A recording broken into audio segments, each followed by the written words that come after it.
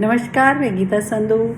नवदुर्गा के ये पर्व चल रहे हैं और मैं चाहती हूँ माता की आपसे कुछ बातें करूँ। तो चलिए बात करते हैं माँ के नए जन्म। जब वो हिमालय की पुत्री के रूप में जन्म लेकर आई हैं और उनको हिमालय और मैना ने बहुत प्रार्थना की और उनसे एक जन्म अपने लिए उनको वरदान मिल गया था। तो माँ जब मैना के घर में हिमालय के घर में पैदा हुई हैं हिम पर्वतराज की पुत्री के रूप में, तो ब्रह्मा जी और नारद जी ने पहले ही उनको ये आकर के बता दिया था कि तुम्हारा विवाह शिव के साथ ही होगा, क्योंकि उसके अलावा कोई और योग्य वर तुम्हारे लिए नहीं होगा।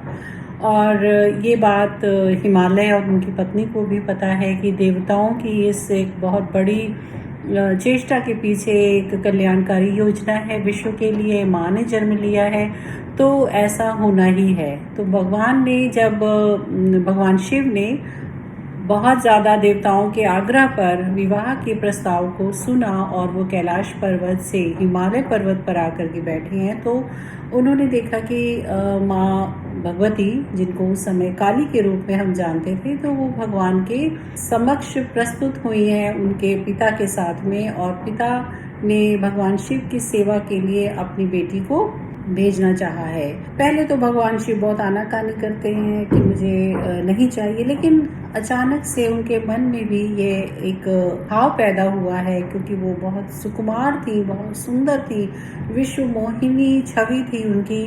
और उनके हाव भाव भंगिमा से भगवान शिव भी प्रभावित हुए और उन्होंने अभी उनको अपनी पूजा से, हालांकि इतने ओपनली उन्होंने उनको एक्सेप्ट नहीं किया, लेकिन फिर भी भगवती के मन में भी एक बार कहीं ना कहीं ये भाव जगा कि उनके स्वरूप का, उनके रूप का, उनके जिस तरीके से उनका ये ब्यूटीफुल फॉर्म है, उसको देख करके भगवान उनके लिए ललायित हो जाएंगे और कहीं ना कहीं उनके मन में प्रेम का भाव पैदा होगा। सो ये एक विश्वास उनके अंदर था और निष्ठा थी। उन्होंने बहुत सेवा से उनको अपना प्रसन्न करने की कोशिश की, लेकिन कहीं ना कहीं माँ का अभी वो लेवल नहीं आया था जिसकी उनको ज़रूरत थी। तो जब हम किसी को समर्पण करते हैं, भाव यहाँ पर ये है कि समर्पण अभी किसी छोटे मोटे देवता या यक्ष गंधर्व किन्नर के लिए माँ तप नहीं कर रही है। माँ कर रही है सृष्टि के मालिक के लिए, जिसको जो नश्वर है। माँ नष्ट होती हैं, बार बार जन्म लेती हैं, लेकिन वो नश्वर हैं और उनके लिए, उनके अर्धांगिनी बनने के लिए उतना भी पात्रता भी होनी चाहिए। She should be having that much capacity to endure the Tej power of Lord Shiva. भगवान ने जब उनको ऐसा देखा तो कुछ ना कुछ उनके मन में भी इच्छा हुई कि वो इनका सामीप्य भी चाहते हैं, सानिध्य भी चाहते हैं। लेकिन जब देवताओं ने भगवान ब्रह्मा के साथ में मिल करके कामदेव को उनके पास भेजा, तो ये जो स्टेप था भगवान शिव को बहुत नागवार गुजरा। उनको कोई भी ऐसी चीज नहीं है दुनिया में जो उनको विन ओवर कर सकती है, और स्पेशली अगर वो किसी तरीके की मैनिपुलेशन हो। तो जब कामदेव उनके समक्ष आ करके और हिमालय को उन्होंने बहुत ब्यूटीफुल सुंदर फूल पत्तियों से, हवाओं से, सुगंधित पुष्पों से भर दिया, तो एनवायरनमेंट देख करके कॉमन मैन जो है वो हमेशा विमोहित हो जाता है और उसके मन में बहुत सारी आकांक्षाएं, चेष्टाएं हो जाती हैं। और रति के साथ में उनकी चेष्टाएं देख करके भगवान शिव समझ गए कि ये क्या करना चाहते हैं, और उन्होंने अपने तीसरे नेत्र से कामदेव को वहीं भस्म कर दिया। कामदेव के भस्म होते ही सारे देवताओं में निराशा छा गई और सारा ब्रह्मांड जो है ना वो फिर से द्रवित हो चुका, क्योंकि भगवान शिव की इस चेष्टा के बाद अब कोई भी ऐसा प्रयास नहीं कर पाएगा कि फिर से शिव पार्वती का विवाह हो और ये सृष्टि पुनः अपने स्वरूप में आए। तो बहुत सारी आसुरी प्रवृत्तियां हैं वो बढ़ने लग जाती हैं, और ऐसा जो बैलेंस है, इकोलॉजिकल बैलेंस है इस सृष्टि का, और हर तरीके की जो नैसर्गिक चीजें हैं वो बहुत डामाडोल होने लग जाती हैं। तो अब क्या था कि शिव क्रोध में है और कुछ नहीं पता। हिमालय में जाकर के उनसे फिर से बहुत प्रार्थना की और देवताओं के साथ में उन्होंने मंत्रणा की। ब्रह्मा जी से उन्होंने बताया सारा निवेदन करके, लेकिन अब ब्रह्मा जी ने पार्वती के पास जाकर क्या कहा उसको सुनिए। उन्होंने कहा कि तुमने अपने सेवा शुश्रूषा से उनका मन जीता है, लेकिन अभी तक तुम्हारे अंदर शैल पुत्री होने का अभिमान है। यानी कि तुम अभी अपने एग्जिस्टेंस, अपने ईगो, अपने आइडेंटिटी को लेकर के उनके सामने गई हो। तुमने अपने रूप का, अपनी सुंदरता का अभिमान रखा है, अपनी इस मीठी वाणी का अभिमान रखा है, तुमने अपनी सेवा का अभिमान रखा है। और वो भोले हैं, वो योगी हैं।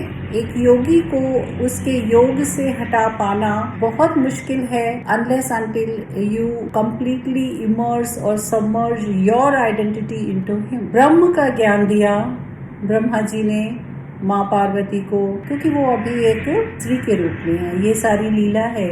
माँ पार्वती अज्ञानी नहीं है, उन्हें दुनिया का, सृष्टि का ज्ञान है, लेकिन ये एक लीला है। और माँ को ब्रह्मा जी फिर एक मार्ग दिखाया और वो ब्रह्मचारिणी, यानी कि उन्होंने ब्रह्मचर्य का पालन किया। वो पूर्ण रूप से अपने आप को बदल करके भगवान के सामने आई हैं और संपूर्ण चेष्टाओं के साथ में वो भगवान की स्तुति में, उनकी सेवा में लग गई हैं। और उन्होंने अपने शरीर को, अपने मन को, अपने आत्मा को कंप्लीटली न्यौछावर कर दिया सेवा में। उन्होंने अपने हर तरीके के मोह को त्याग दिया। सेवा भाव में भी जो मैं है भाव, वो जब त्यागा जाता है तब जाकर के ईश्वर की प्राप्ति होती है। तो जब जाने मैं किछु करता, तब तक गर्भ जोनि में फिरता।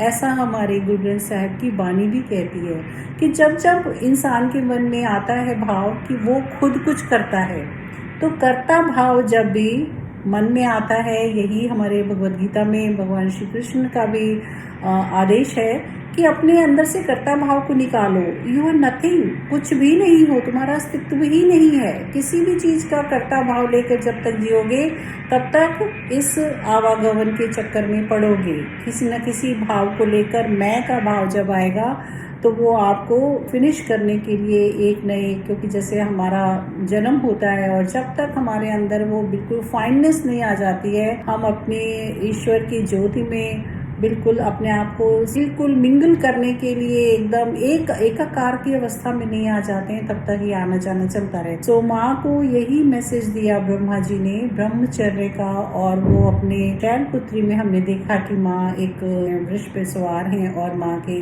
अंदर इच्छा है, उनके लाल वस्त्र हैं, उनके अंदर इच्छा है, वो कामना की पूर्ति के लिए उस स्वरूप में आई थी। लेकिन इस फॉर्म में आकर के माँ ने अपनी इच्छाओं का त्याग किया और पूरे सात्विकता के साथ में वो भगवान के समक्ष प्रस्तुत हुई और अपनी उन्होंने सेवा अर्पण की। और इसके पश्चात उनको भगवान शिव ने स्वीकार भी किया। तो ये सब कहानियाँ जो है पुराणों में, ग्रंथों में जीवन के सार समझाती हैं। ये सिर्फ फेबल्स, माइथोलॉजी, स्टोरीज नहीं है। अगर हम इनके गूढ़ में जाएं तो वेदांतिक सार जो जीवन मुक्त होने के लिए बहुत ज़रूरी तत्व हैं हमें समझने के लिए, उन्हीं को ये प्रेरित करती हैं कि जब जब हमारी इच्छाएं और लालसाएं बढ़ती हैं तब तब हमारा कहीं ना कहीं पतन होता है। और फिर जब हम अपनी इच्छाओं को त्याग करके किसी भी कर्म को निर्विकार रूप से करते हैं तो वो कर्म हमारा आगे बढ़ता है। इसमें रजस और तमस और सत्व तीनों एलिमेंट्स की चेष्टा होती है। आपके अंदर जो तमस है वो आपको कंटिन्यूअस हार्डवर्क करने के लिए प्रेरित करता है। आपके अंदर जो रजस है वो आपको आपकी एबिलिटीज को बढ़ाने में मदद करता है। और जो आपके अंदर सत्व है वो आपकी सात्विकता के साथ अपने आप को सरेंडर फॉर्म में लेके आता है। लेकिन जब भी हम रजस, तमस और सत्व के अहंकार में आ जाते हैं तो यहीं पर हमारे जीवन में बहुत सारे उतार चढ़ाव आते हैं। सो ये बहुत डीप फिलॉसफी की बातें हैं जो हमारे वेदांत के सार हैं। कठोपनिषद से लेकर के जितने भी उपनिषद हैं वो इन्हीं की बात करते हैं। भगवद गीता भी एक उपनिषद ही है जिसमें भी इसी तत्व को समझाया गया है कि हमें अपने अंदर से कर्म के सिद्धांत को समझते हुए सिर्फ कर्म को करना है और अपने अंदर से कर्ता भाव को निकाल देना है। तो ब्रह्मचारिणी का जो ये पर्व है, जो मैसेज है वो यही है कि हमें अपनी इंद्रियों पर वश रखना है, अपनी आसक्ति को त्याग करना है और जो डिजायर्स है ना वो should be complete in our own control. They should not be left free without control, so then it can make our life haywire.